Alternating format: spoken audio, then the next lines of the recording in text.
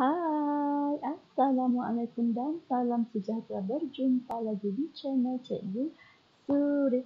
Okey, hari ni satu lagi perkongsian. Kita masih dalam subtopik yang pertama untuk subjek pengajian perniagaan semester yang pertama ini. Okey, apa yang kita akan bincangkan adalah subtopik yang terakhir berkaitan dengan entiti perniagaan. Jadi, untuk mengetahui apakah entiti yang akan cikgu bincangkan, kita jumpa sebentar lagi.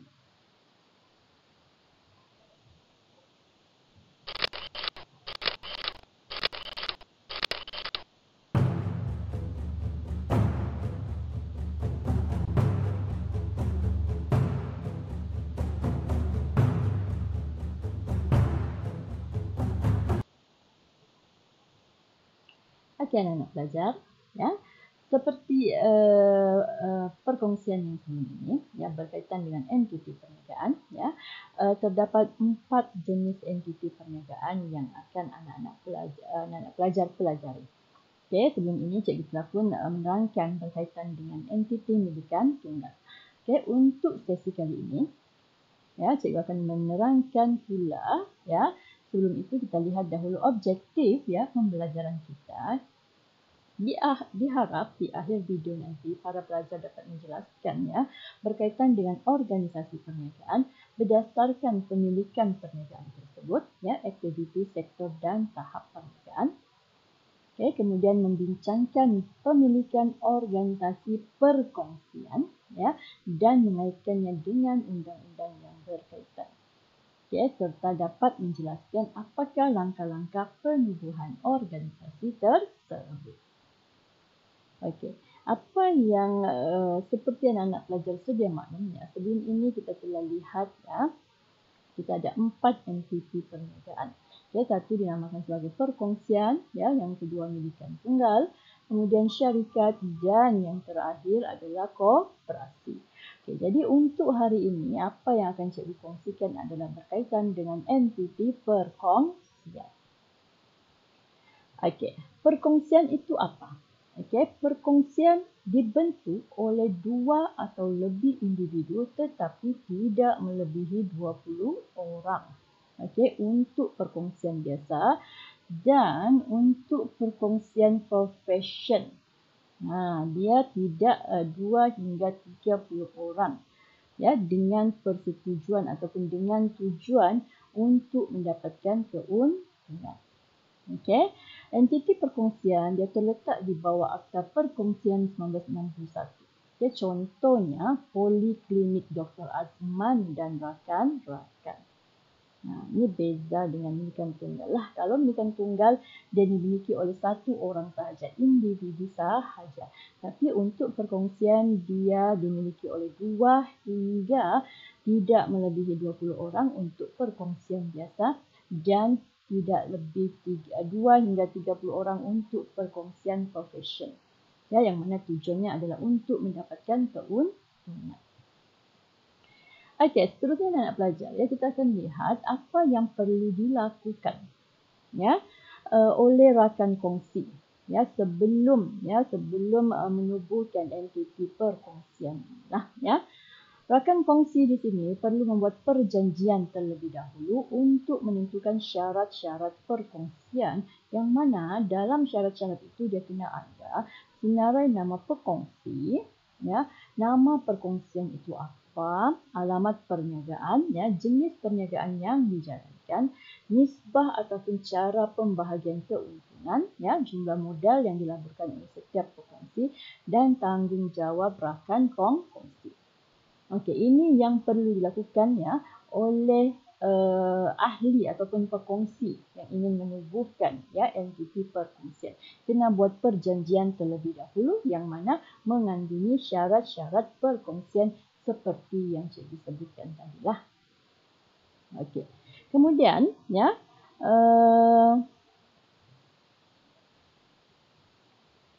apa yang perlu syarat-syarat lagi yang perlu dimasukkan juga adalah tempoh ataupun jangka hayat perniagaan kena ditetapkan, kemudian gaji yang dibayar kepada rakan kongsi yang mengurus perniagaan, kuasa setiap rakan kongsi kena ada ya syarat-syarat yang membolehkan perkongsian dibubarkan, okey, jumlah ambilan rakan kongsi, kemudian faedah yang dikenakan ke atas ambilan dan kadar faedah ke atas pinjaman yang diberi oleh rakan kongsi.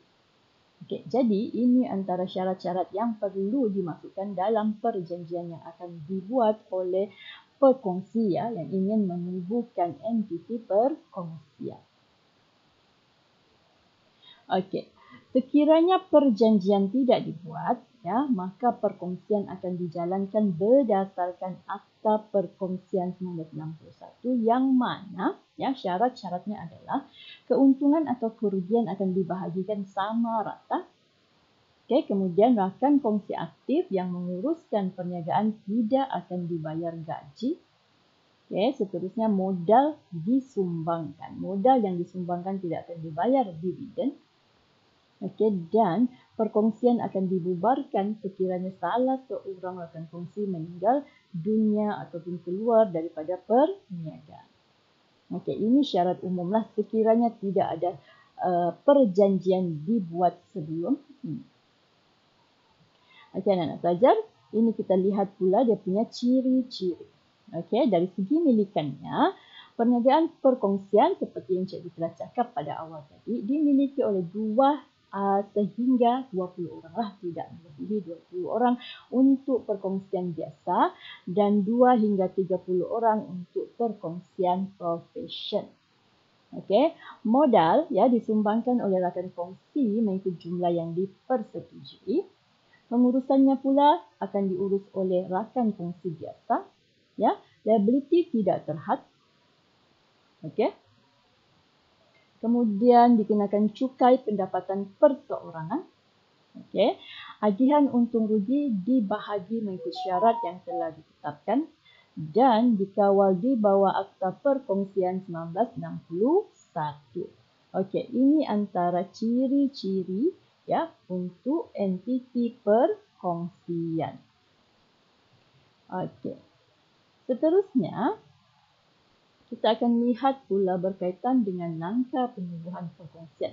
Ya, bagaimana perkongsian ini ditubuhkan. Okey, untuk penubuhannya satu ya pertama perlu didaftar dengan pendaftar perniagaan di Suruhanjaya Syarikat Malaysia ataupun SSM. Okey, seterusnya membuat carian nama menggunakan borang PNA 42 ya. Kemudian membuat permohonan mendaftarkan nama perniagaan menggunakan borang A. Okey, membayar yuran pendaftaran perniagaan dan yang terakhir mendapatkan sijil perakuan pendaftaran dan mempamerkannya. Okey, itu untuk langkah penubuhan ataupun proses menubuhkan syarikat entiti perkongsian. Okey, untuk pembubarannya pula ya perlu ada persetujuan semua rakan kongsi ya yang mana kena melalui penguatkuasaan undang-undang. Okey. Kemudian ya perkongsian ini juga akan dibubarkan apabila tempoh penubuhan perkongsian dalam perjanjian itu telah tamatlah ataupun telah sampai, maka perkongsian itu boleh dibubarkan. Okey, ataupun ya disebabkan oleh tujuan penubuhan ya entiti tersebut telah tercapai ataupun tamatnya sesuatu usaha niaga ataupun projek yang dilaksanakan. Okey, dan pembubaran juga boleh dilakukan sekiranya salah seorang rakan kongsi meninggal dunia, ya tidak siuman, hilang upaya ataupun menulis. Ya, keadaan ini akan menyebabkan ya perkongsian tadi dibubarkan. Okey. Terusnya kebaikan. Apa kebaikan perkongsian? Ya, satu modal yang lebih banyak sebab kita ada ramai orang yang berkongsi. Jadi kita boleh dapat modal dengan lebih banyak. Okay, kemudian mudah ditubuhkan kerana tiada syarat yang ketat. Ya, kemahiran dan kepakaran berbeza dapat dikumpulkan sebab mungkin yang terlibat dalam perkongsian itu 2 ataupun sehingga 4 orang, bisa sehingga 20 orang, bisa hingga 10 orang. Jadi maka banyaklah kemahiran ataupun kepakaran yang boleh dihimpunkan untuk menguruskan perniagaan tersebut. Okey, seterusnya risiko perniagaan akan ditanggung bersama-sama rakan kongsi yang terlibat. Ya, rakan kongsi juga boleh menjalankan pengkhususan kerja, maksudnya di sini boleh memfokus mengikut kemahiran masing-masing. Ya, dan kebaikannya lagi adalah tidak perlu membayar cukai keuntungan, sebaliknya hanya perlu membayar cukai pendapatan perseorangan sahaja. Okey. Manakala kelemahannya pula, ya, menanggung liability tidak terhad kecuali untuk rakan kongsi terhad. Jadi apa-apa yang berlaku yang akan melibatkan harta peribadi pekongsi. Okay. Kemudian yang kedua, kelemahannya adalah kewujudan perniagaan ini tidak kekal. Dan ini kerana jika salah seorang rakan kongsi meninggal, muflis ataupun menarik diri, maka perkongsian ini, entiti ini akan dibubarkan. Okay, seterusnya kelemahannya adalah kemungkinan akan timbul konflik lah, ya. Ini disebabkan disebabkan oleh perbezaan, ya, pendapat dalam kalangan ahli kongsi. Okay, dan ahli kongsi kamu tu mungkin melibatkan ramai pihak, ya. Jadi mungkin ada benda yang boleh menimbulkan, ya, masalah ataupun konflik dalam kalangan ahli kongsi. Okey, modal yang terhad di sini maksudnya sekiranya ahli kongsi kamu itu tidak ramai, okey, maka kemungkinan modal yang kamu perolehi juga akan kuranglah, ya. Seterusnya kelemahannya adalah perlu persetujuan rakan kongsi untuk membuat sebarang keputusan. Jadi mengambil masa sebelum kamu membuat keputusan. Okey, dan yang terakhir kelemahannya adalah usaha untuk mendapatkan modal akan tertakluk kepada keupayaan keuangan rakan kongsi. Jadi maksudnya sekiranya rakan-rakan kongsi itu mempunyai keupayaan modal yang banyak, maka mudahlah untuk kamu mendapatkan modal. Tetapi sebaliknya, ya, jika rakan kongsi itu hanya mempunyai keupayaan keuangan yang terhad, maka modal yang kamu bakal perolehi juga akan terhad. Okey, jadi anak-anak pelajar itu berkaitan dengan entiti perkongsian. Okey, jadi rasanya itu sahaja untuk perkongsian kali ini. Ya, cikgu harap kamu jelas dan faham, ya, berkaitan dengan penerangan cikgu untuk tajuk entiti perniagaan ini, iaitu perkongsian. Okey, sekiranya video ini bermanfaat, bolehlah sharekan dengan rakan-rakan yang lain dan teruslah menonton video cikgu kerana cikgu akan share lagi untuk dua entiti perniagaan, iaitu syarikat dan koperasi.